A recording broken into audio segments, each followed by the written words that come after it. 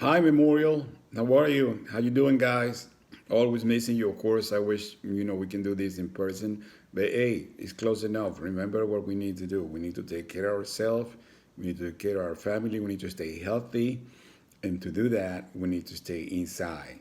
Of course, we can go outside, with adult supervision, and no, don't get too close to other people.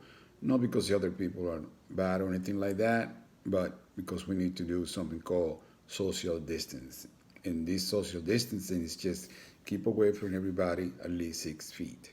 That way, we somehow, fight this virus that, hey, we don't know where it came from, but I know we're going to go over because we're strong and we're going to do that for us and for our own family. So today I'm going to read from a book that I love since I was a child, and was fortunate enough to find it in English and Spanish. Today I'm going to read a couple chapters in English and also some chapters in Spanish. The Little Prince, or El Principito, that's what it's called in Spanish, right? And I'm going to read. The author is Antoine Saint-Exupéry, something like that. I just, it's a French name, but it's a very famous, it's been translated in I don't know how many languages. And what I like the most is that it has a message behind it.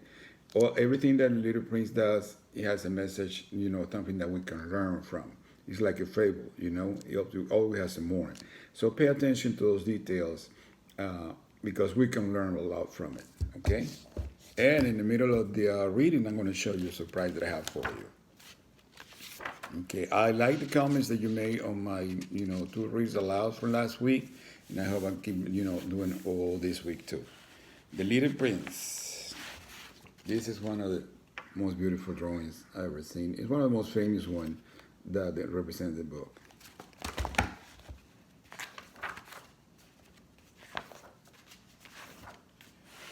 Okay, it goes like this. Once I was 6, I saw a magnificent picture in a book about the jungle called True Stories. It showed a boa constrictor swallowing a wild beast. Here is a copy of the picture. In the book, it says boa constrictors swallow their prey whole without chewing. Afterward, they are not longer able to move and they sleep during the 6 months of their digestion. In those days, I thought a lot about jungle adventures and eventually managed to make my first drawing using a color pencil. My drawing number one looked like this. I showed the grown-ups my masterpiece and I asked them if my drawing scared them. See, this is the book. This is what he saw on the book, and this is what he made. See, they say if they, he asked the adults if his drawing scared them.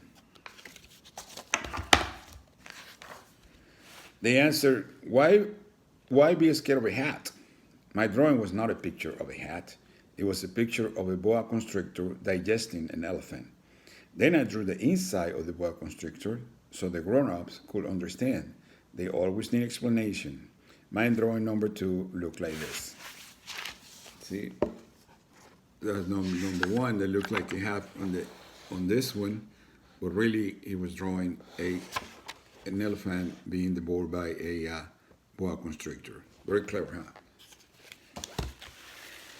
The grown-ups advised me to put away my drawings of boa constrictors outside or inside and apply myself instead to geography, history, arithmetic, and grammar. That is why I abandoned at the age of 6 a magnificent career as an artist. I had been discouraged by the failure of my drawings, number one, or my drawing number two.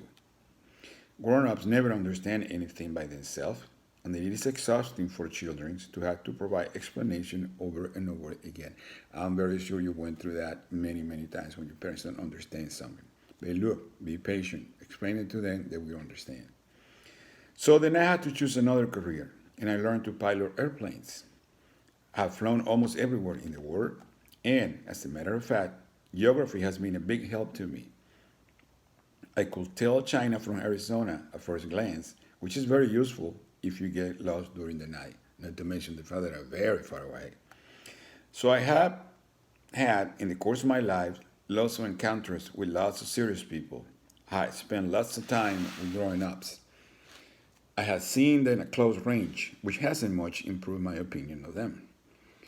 Whenever I encounter a grown up who seemed to me at all enlightened, I would experiment on him with my drawing number one, sorry, which I have always kept. I wanted to see if he really understood anything. But he will always answer, "That's a hat." Then I would talk about boa constrictor or jungle or stars. I would put myself on his level and talk about bridge and golf and politics and neckties. My grown up was glad to know such a reasonable person. So I lived all alone without anyone I could really talk to until I had to make a crash landing in Sahara Desert 6 years ago. Something in my plane's engine had broken, and since I had neither mechanic nor passengers in the plane with me, I was preparing to undertake the difficult repair job by myself. For me, it was a matter of life and death, and I only had enough drinking water for 8 days. The first night, then, I went to sleep on the sand 1,000 miles from any inhabited country. I was more isolated than a man shipwrecked on a raft in the middle of the ocean. So you can imagine my surprise when I was awake at daybreak by a funny little boy saying, "Please draw me a chip." What? Draw me a chip? I leaped up as if I had been struck by lightning. I rubbed my eyes hard. I stared, and I saw an extraordinary little fellow staring back at me very seriously. Here is the best portrait I managed to make of him. Later on, but of course, my drawing is much less attractive than my model. This is not my fault. My career as a painter was discouraged at the age of 6 by the grown ups, and I had never learned to draw anything except boa constrictor, outside and inside. This is a drawing of the Little Prince. Now, let me show you this, what I have, that a person, very dear person made for me. This is my niece. She knows how to work in clay, and look what she made for me.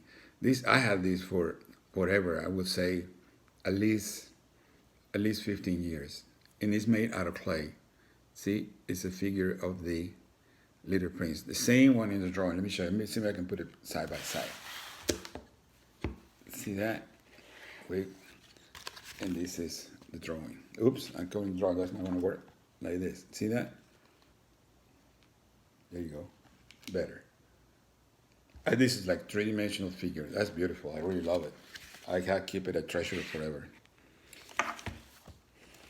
So I started why I at this operation. Don't forget that I was 1,000 miles away from any inhabited territory. Yes, this little fellow seemed to be neither lost or dying, nor dying or exhaustion, hunger or thirst, nor did he seem scared to death. There was nothing in his appearance that suggested a child lost in the middle of the desert, 1,000 miles away from any inhabited territory. When I finally managed to speak, I asked him, "But what are you doing here?" And then he repeated very slowly and very seriously, "Please draw me a chip." In the face of an overpowering mystery, you don't dare disobey. Exhort, as it seemed, 1,000 miles from all inhabited regions and in danger of death, I took a scrap of paper and a pen out of my pocket. But then I remembered that I had mostly studied geography, history, arithmetic, and grammar, and I told the little fellow, rather crossly, that I didn't know how to draw. He replied, "That doesn't matter. Draw me a chip." Since I had never drawn a chip, I made him one of the only two drawings I knew how to make. The one on the boa constrictor from the outside, and I was astounded to hear the little fellow answer, "No, no, no, no. I don't want an elephant inside a boa constrictor. A boa constrictor is very dangerous, and an elephant will get in the way. Where I live, everything is very small. I need a chip. Draw me a chip." So then I made a drawing. He looked at it carefully, and then he said, "No, this one is already quite sick. Make another." I made another drawing. My friend gave me a kind of indulgent smile. "You can see for yourself that it's not a sheep, it's a ram. It has horns." So I made my third drawing, but it was rejected like the others. This one too old. This one is too old, and I want a chip that will live a long time. So then, impatiently, since I was in a hurry to start work on my engine, I scribbled this drawing and added, "This is just the crate. The chip you want is inside." But I was amazed to see my young critic's face light up. "That's just the kind I wanted. Do you think this sheep will need a lot of grass? Why? See, you saw the drawing. This is the first one that he said it was sick. Then the second one, he said, well, you're crazy. You draw me a ram. He has horns. And this is the third one. He says he was already old. And then he drew a box, and he told him, okay, the sheep is inside the box. Okay? Because where I live, everything is very small. There is sure to be enough. I've been giving you a very small sheep. He bent over the drawing, not so small as all that look. He's going to sleep. And that's how I made the acquaintance of the little prince. It took me a long time to understand where he came from. The little prince who asked me so many questions never seemed to hear the ones I asked him. It was things he said quiet, random, that bit by bit explained everything. For instance, when he first got sight of my airplane, I won't draw my airplane, that would be much too complicated for me, he asked. What's that thing over there? It's not a thing, it flies. It's an airplane, my airplane. And I was proud to tell him that I could fly. Then he exclaimed, what? You fell out of the sky? Yes, I say modestly. Oh, that's funny. And the little prince broke into a lovely peal of laughter, which annoyed me a good deal. I like my misfortune to be taken seriously. Then he added, so you fell out of the sky too? What planet are you from? That was when I had the first clue to the mystery of his presence, and I questioned him sharply. Do you come from another planet? But he made no answer. He shook his head a little, still staring at my airplane. Of course, that couldn't have brought you from very far. And he fell into a reverie that lasted a long while.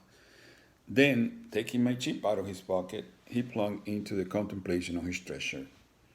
You can imagine how intrigued I was by this hint about other planets. I tried to learn more. Where do you come from, little fellow?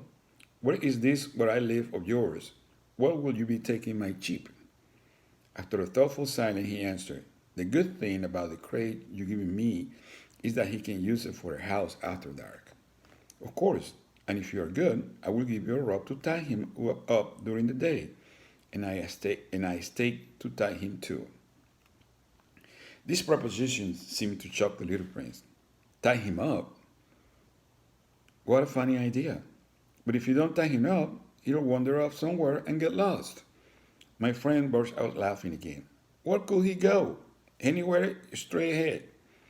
Then the little prince remarked quite seriously, even if he did, everything's so small where I live. And he added perhaps a little sadly, straight ahead, you can go very far. Okay? So because it was small. So I'm going to keep reading this the next time. Again, let me show you my little prince made out of clay. It's this type of clay that you make the you model it, of course, and then you put him in the oven. And once you put him in the oven, it becomes really hard. And then after that, of course, you paint it. Right? See, although you can use different colored clay. So that was nice. Okay. Hey, one more thing. Let me show you this. I found a couple of sites that your parents can go with you, or they can get in ones on your tablets or computers and phones. One of these is called NASA.gov, and then STEM. What this does is that they give you a lot of activities for parents. Parents, pay attention. For parents, for educators like us, or for students. You can click on whatever menu you wanted to go to, and you find a lot of activities, games, worksheets, reading passages, like I say, calculations, and also like you can see even they have like videos and all that, and all related with the STEM, meaning is a high profile, I mean, like for science, math, and all that. And for our B program, this would be a good thing to do. Also, I found another one, and this one is called education.com, right?